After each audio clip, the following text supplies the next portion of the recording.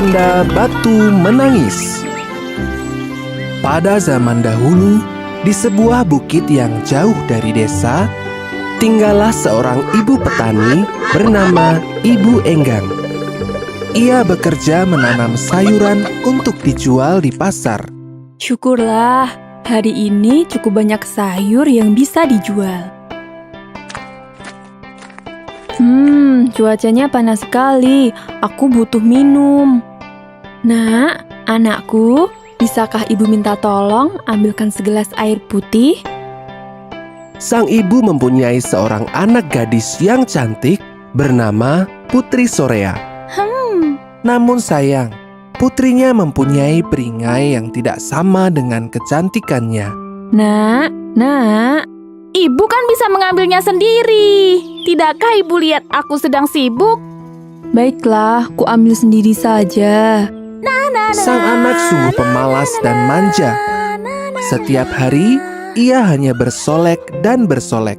Tak pernah sekalipun ia membantu ibunya bekerja. Hingga suatu hari, Ibu! Cepat kemari! Cepat, Ibu! Ada apa, anakku? Ada apa gerangan? Lihat ini, Bu. Sisirku patah. Aku jadi tidak bisa berdandan. Aku minta yang baru. Iya, Nak. Nanti ibu kalau ke pasar, kita beli yang baru. Aku juga minta dibelikan perhiasan baru. Tapi ibu tidak punya cukup uang, Nak. Pokoknya aku mau sisir dan perhiasan. Kalau tidak, aku pergi dari rumah ini. sang ibu menjadi sedih dan bingung karena ulah sang anak. Malam itu, sang ibu nampak gelisah. Ia pun memutuskan untuk membuka celengan yang selama ini ia tabung. Tabungan itu sebenarnya untuk keperluan sehari-hari.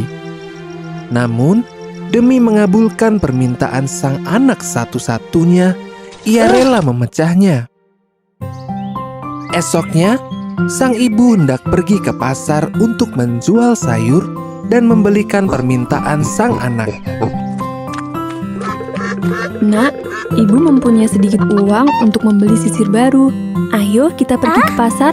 Asik, sisir baru, perhiasan baru. Mereka pun pergi ke pasar. Selama perjalanan, sang anak tidak mau membantu membawakan sayur dagangan ibunya.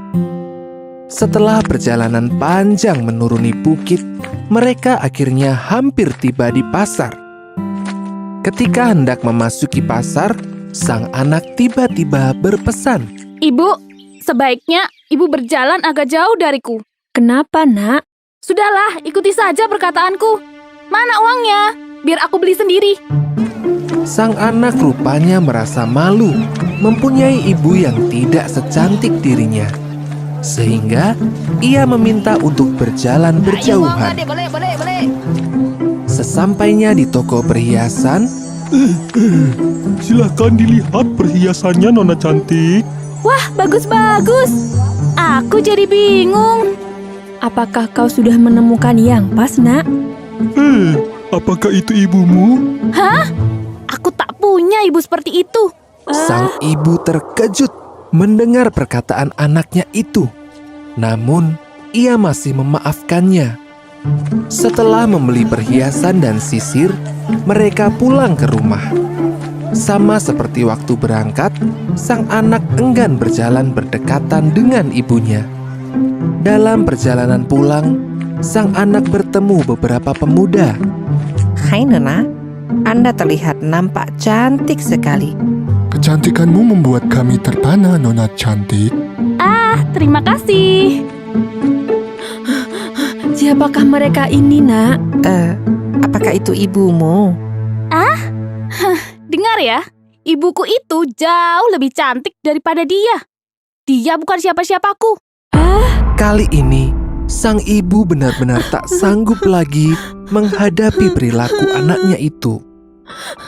Terisak-isak, sang ibu bersimpuh dan berdoa memohon kepada Tuhan. Oh Tuhan, aku mohon keadilan-Mu Tuhan. Sepertinya Tuhan mengabulkan doa sang ibu.